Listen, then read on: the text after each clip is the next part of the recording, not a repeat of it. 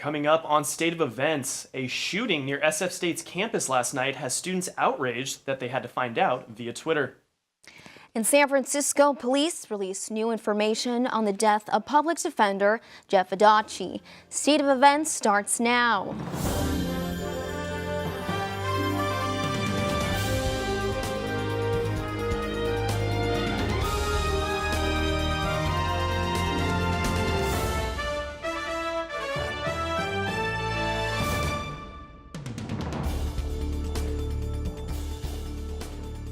Welcome to State of Events. I'm Zach Priest. Now I'm Ashley Loesa. It's our first show this semester and we're excited you're here with us. Let's get down to some breaking news. Yesterday evening, San Francisco police responded to a reported shooting in a house on Serrano Drive right next to San Francisco State's campus. Officers arrived on the scene and found a woman in her 20s with a gunshot wound on her upper torso. The victim was taken to the hospital, and officials say it is not a life-threatening injury. The male suspect, also in his 20s, knew the victim and fled the scene. The university released a statement 3 hours after the incident. Meanwhile, students took to Twitter their frustration over a possible shooter close to campus. The lack of alerts left students concerned. Should SF State have alerted students right away, even though the incident did not happen on campus? Weather update: high tides at Ocean Beach have caused a halt to the search for a woman who is trapped under dirt at Fort Funston. 2 women were walking their dogs this weekend when a landslide happened and flushed them down to Ocean Beach. The dirt followed and buried both of the women immediately. One made it out shortly after the landslide, but the search for the second woman continued through the weekend, until Monday when high tides at Ocean Beach caused the search to stop temporarily. The San Francisco Fire Department says they will begin searching again as soon as the tides go down. The fire department also said that these landslides occur often and to be careful anytime you are out for a walk at Fort Funston.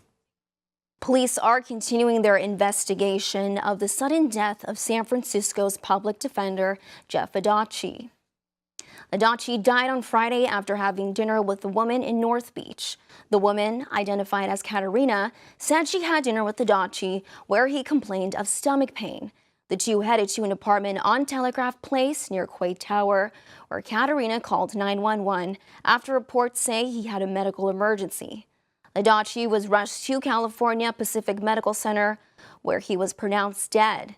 Police photos showed the apartment containing empty bottles of alcohol, cannabis, gummies, and syringes that may have been left by paramedics. The San Francisco Police Department says that the cause of death is yet to be determined and that there are no signs of foul play. San Mateo County joins other Bay Area counties in a lawsuit against opioid manufacturers for starting the nation's drug epidemic. San Mateo County joins San Francisco, Contra Costa, and Marin counties in the lawsuit. San Mateo County complaint alleges that the creators of oxycodone, Oxycontin, and fentanyl misled doctors and patients about the addictiveness of the drugs. The suit alleges that the opioid epidemic cost the county millions in drug treatment, emergency room visits, law enforcement, and social services. Last year, 26 county residents died from causes linked to opioids. A Simi Valley man named Craig Cooley reached a $21 million settlement after being falsely convicted of a crime and spending almost 40 years in prison. Cooley was released back in 2017 after prosecutors took another look at his case. They applied new, groundbreaking DNA testing, which proved that Cooley was in fact not the culprit. He was soon pardoned by Governor Jerry Brown and awaited trial for his settlement money. Now 71, Cooley settled for $21 million this week and says he plans to spend the money while being with his family. Law enforcement says they are continuing to look at old cases that occurred before DNA testing and plan to bring more people to justice. The California Republican Party made history after electing its first female as the new state party chair. Political consultant Jessica Patterson, a Latina, was elected with nearly 55% of the vote on Sunday's state party convention held in Sacramento. Patterson defeated former Assemblyman Travis Allen and longtime party member Stephen Frank in a close race. In her acceptance speech, Patterson said her main goal is to beat Democrats. Patterson's task as head will be to overcome setbacks in last year's midterm elections, such as declining registration numbers, election losses, low minority votes, and the state's disapproval of the president. Northern California utility company PG&E cancels $130 million in employee bonuses due to bankruptcy filing. Workers received an email stating that the California wildfires and the company's financial state as reasons for the decision. The company previously said it would not award its executive bonuses this year, but the new cancellations affect payments that were part of a short-term incentive plan. The employee bonuses were for 2018's performance and were set to be announced next month. Around 14,000 employees were eligible. Next on State of Events, traveling abroad can be an experience of a lifetime, but what happens when it ends? And watch out, Apple, there's a new phone in town. Find out how much this smartphone costs after the break. Stay tuned.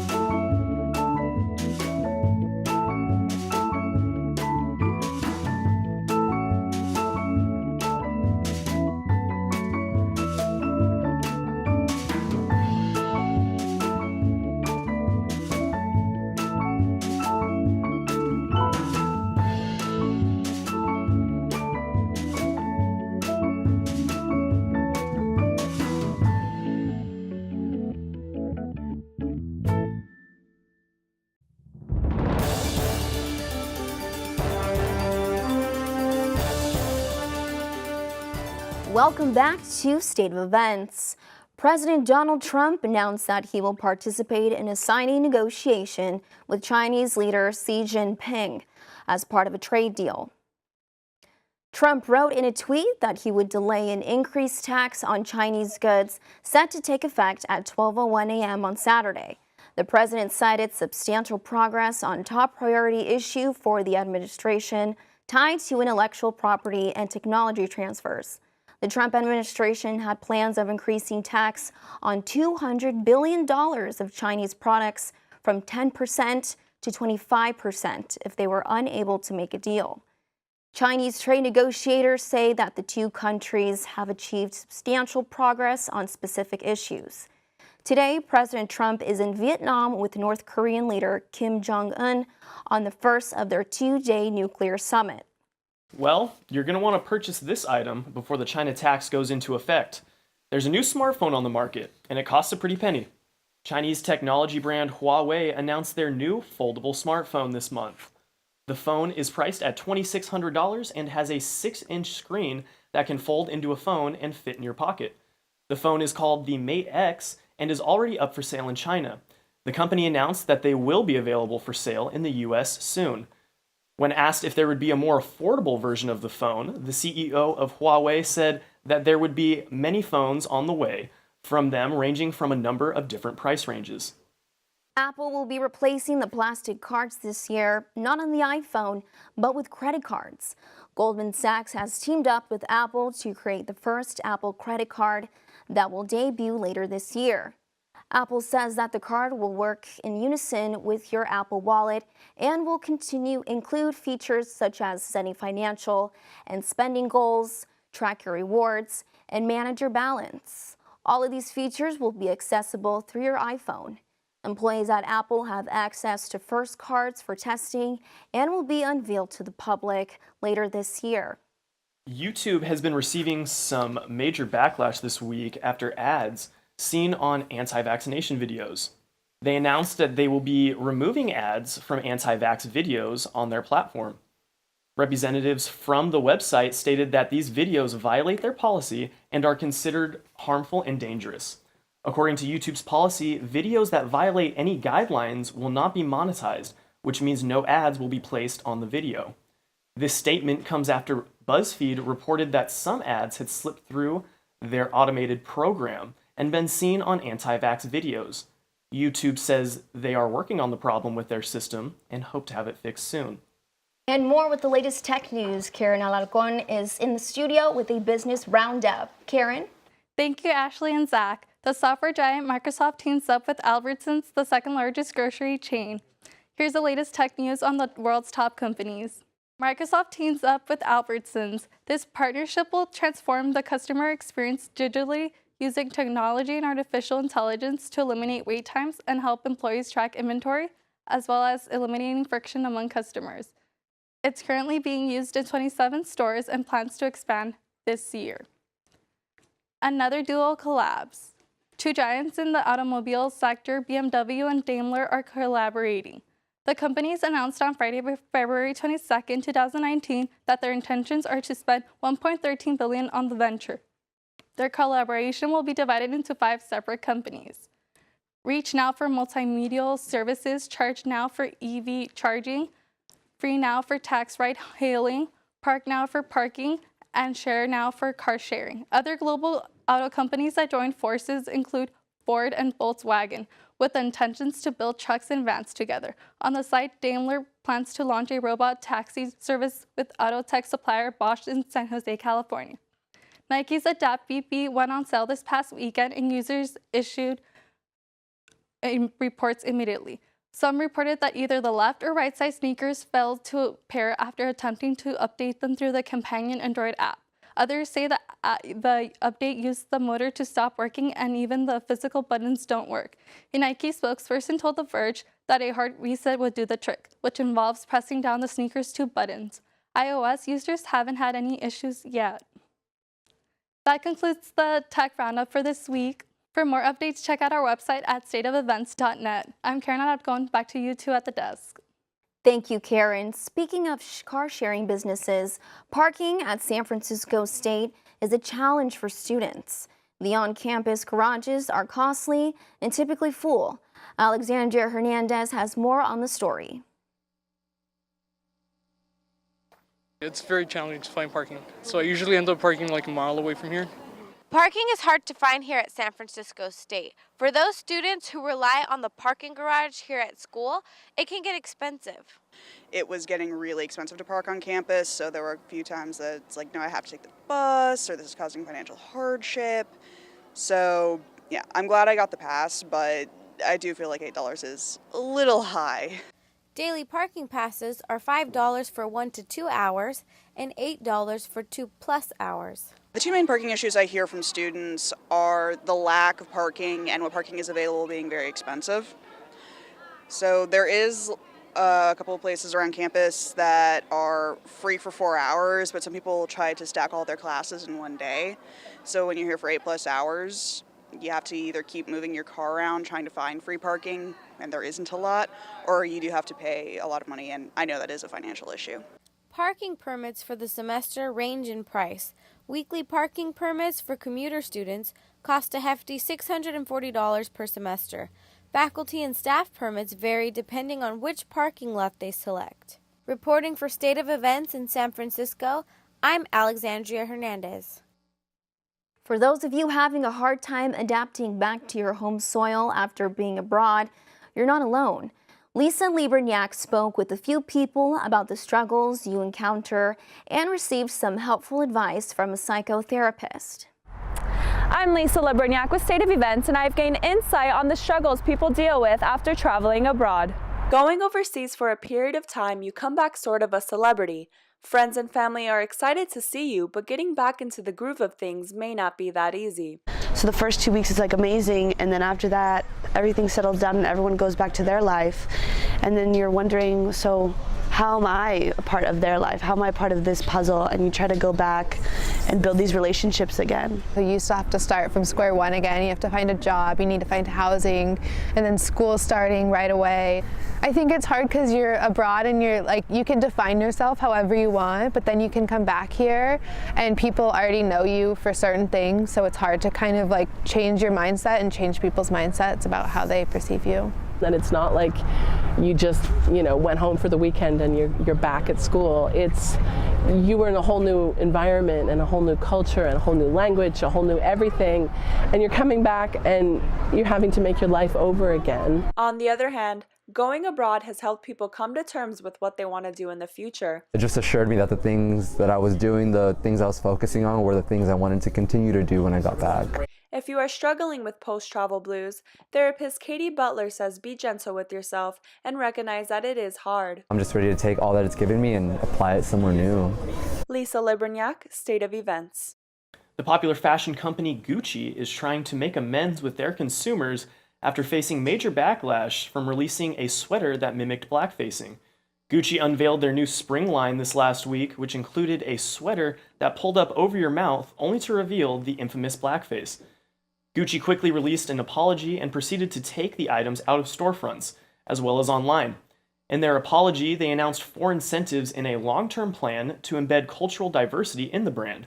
A few of the incentives include a design scholarship offered at fashion schools around the world, a diversity and inclusivity awareness program, and a global exchange program. Coming up after the break, I bet you didn't know the Bay Area is home to many famous Oscar winners. Samuel Chua is in the studio to fill you in if you missed this weekend's award show. And SFSU sports had a busy weekend. Our sports reporter will dive into the action after the break. Daddy, what is sustainability? Sustainability? Yeah, sustainability. Well, it's composting. Cool. It's conserving water.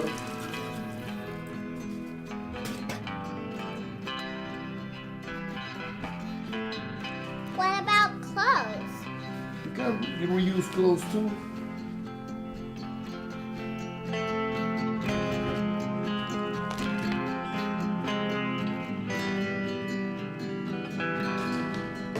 Are you ready for school? Almost done.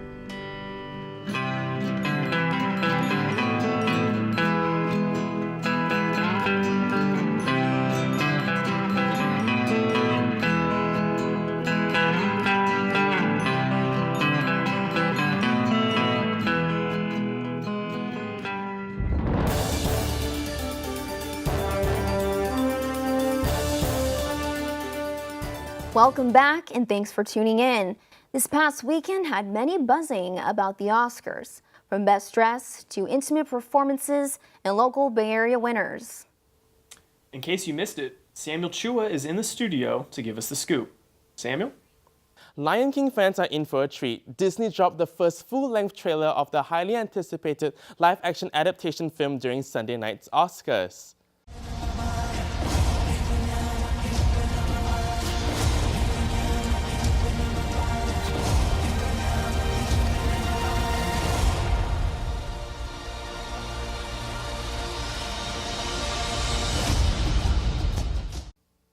The new footage did not reveal much about the upcoming film, but it began with a very familiar scene set to the chant from the Circle of Life as the sun rises and Rafiki lifts Simba over the kingdom.